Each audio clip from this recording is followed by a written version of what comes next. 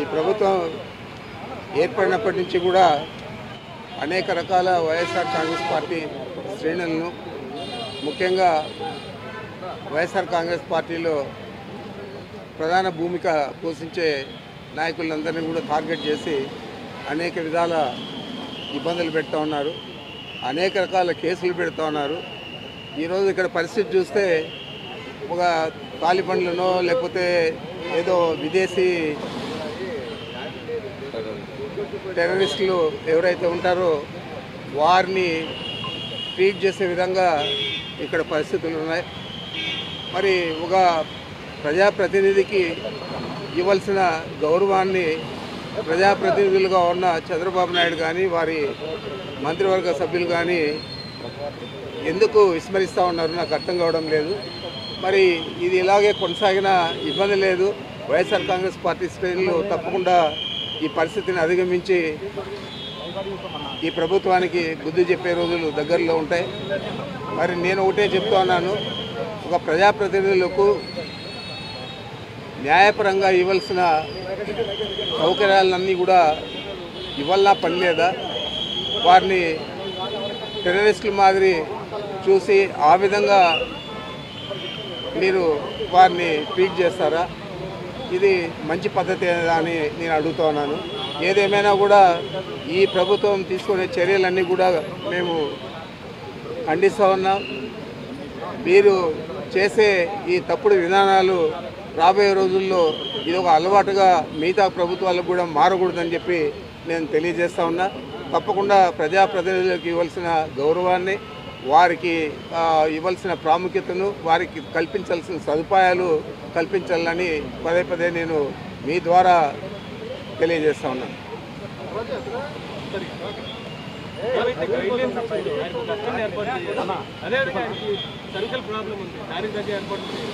అన్నీ కూడా ముందు చేయని నిబంధనల ప్రకారం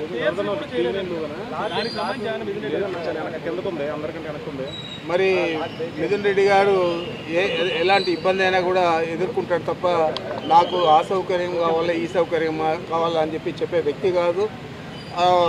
ఇప్పుడు కూడా ఆయన ఏం కూడా నాకు చెప్పలేదు. అయితే ఇక్కడ ఉన్న పరిస్థితుల దృష్ట్యా అక్కడ ప్రభుత్వం న్యాయపరంగా కల్పించిన సౌకర్యాలను కూడా అందజేసే పరిస్థితుల్లో లేదంటే ఈ ప్రభుత్వం ఏ విధంగా పనిచేస్తూ ఉందో, ఎంత ఖర్చుపూరితంగా వ్యవహారం చేస్తూ ఉందో అది మీ దృష్టికి తెస్తూ ఉన్నాను. ఆయన బాగున్నాడు, సంతోషంగా ఉన్నాడు. సార్ 3 పూట్ల భోజనానికి ఇంటి భోజనానికి ఒప్పుకున్నారా? రూమ్లో టీవీ అలాంటిది ఏం లేదు. 3 పూట్ల భోజనం లేదు. ఒక పూట భోజనానికి ప్రభుత్వం అదే న్యాయస్థానం అది పర్మిషన్ ఇచ్చింది కాబట్టి ఆ విధంగా అలో చేస్తారని నేను అనుకుంటా ఉన్నాను. ఇప్పటికైతే ఏం లేదు. ఈరోజు ఏమన్నా చేస్తారేమో తెలియాలి. పార్లమెంట్ సెషన్ ఖచ్చితంగా నేను చూడాల్సి ఉందని చెప్పి అందరూ పొందుపరిచారు. అంటే అది వెసులుబాటు తీసుకుంటారంటారా? చూడాలి, ఎంపీగా ఉన్నారు కాబట్టి ఈరోజు చూడాలి. ఒకవేళ కనుక నిబంధనలకు ఒప్పుకోకపోతే అంటే ఏ రకంగా ముందుకు వెళ్ళబోతున్నారు? ఒక ప్రజాప్రతినిధి నిబంధనలు మీరు వెళ్ళారు, మళ్ళా న్యాయస్థానాలనే ఆశ్రయిస్తాను.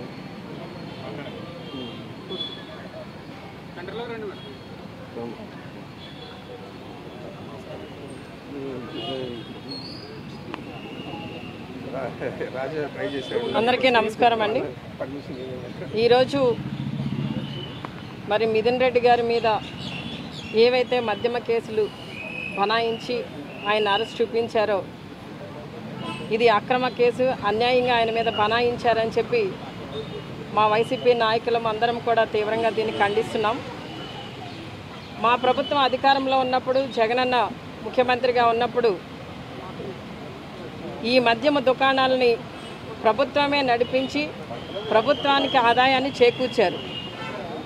ఆ రోజున మరి ఆ విధంగా నడిచిన ఈ మద్యమ షాపులు మరి వాటిలో ఈ రోజున స్కామ్ జరిగిందని చెప్పి లేనిపోని నిందలన్నీ కూడా మా ఎంపీ మిథున్ రెడ్డి గారి మీద మోపి ఆయన్ని ఈ విధంగా మరి జైలు పాలు చేయడం అనేది నిజంగా మరి మేమందరం కూడా బాధపడుతూ మరి మేమంతా ఆయన పక్షాన నిలబడుతూ ఆయనకు సపోర్ట్గా ఉండడం జరిగింది. అంటే ఈ రోజున ఎంతసేపు కూడా ఈ కూటమి ప్రభుత్వం డైవర్షన్ పాలిటిక్స్కి తెరలేపుతూ ఈ రోజున మిథున్ రెడ్డి గారి మీద బనాయించిన అక్రమ కేసు కూడా ఒక డ్రామా అని చెప్పి మీకు తెలియజేస్తున్నాను.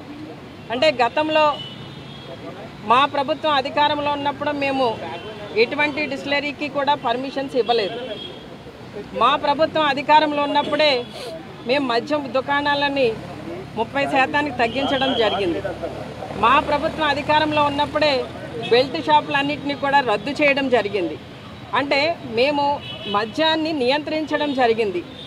ఇంత కట్టడిగా చక్కగా మద్యం షాపుల్ని అంటే ప్రతి ఒక్కరికి కూడా అందుబాటులో ఉండకుండా ఆ రోజున ధరలు కూడా పెంచడంతో మద్యం నియంత్రణ అనేది చక్కగా జరిగింది.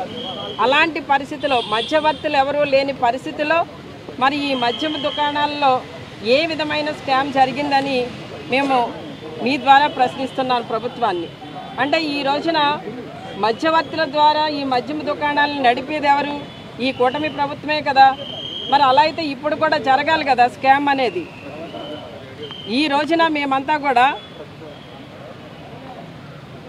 ఈ ఏదైతే మిథున్ రెడ్డి గారిని అరెస్ట్ చూపించారో, ఆయన మీద అక్రమ కేసులు ఏవైతే బనాయించారో ఇవన్నీ కూడా డైవర్షన్ పాలిటిక్స్కి మాత్రమే తప్ప ఈ రోజున వాళ్ళకి ఇచ్చే హామీలు ఏమీ నెరవేర్చలేని పరిస్థితిలో ఉన్నారు. కాబట్టి రోజుకొక డ్రామాకి తెరలేపుతున్నారు. అంతకుమించి ఇక్కడ అక్రమాలు జరిగింది కానీ మిథున్ రెడ్డి గారు ఏదో స్కాములు చేసేసారు అన్నది కానీ ఏదీ లేదు.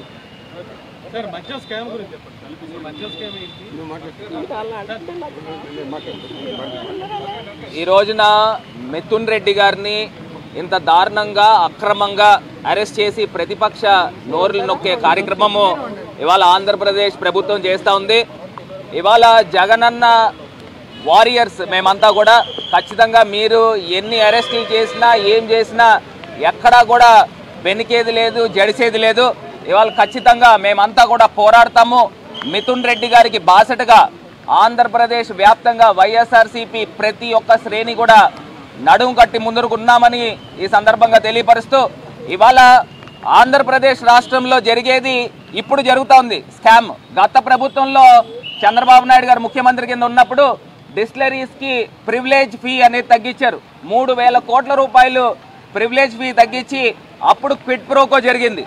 మళ్ళీ ఇప్పుడు సిండికేట్లతో ఏ రకంగా వ్యవహారం చేస్తూ ఉన్నారు. గతంలో లిక్కర్ సేల్స్ గణనీయంగా తగ్గింది, లిక్కర్ అమ్మకాలు గణనీయంగా తగ్గింది, రెవెన్యూ గణనీయంగా పెరిగింది.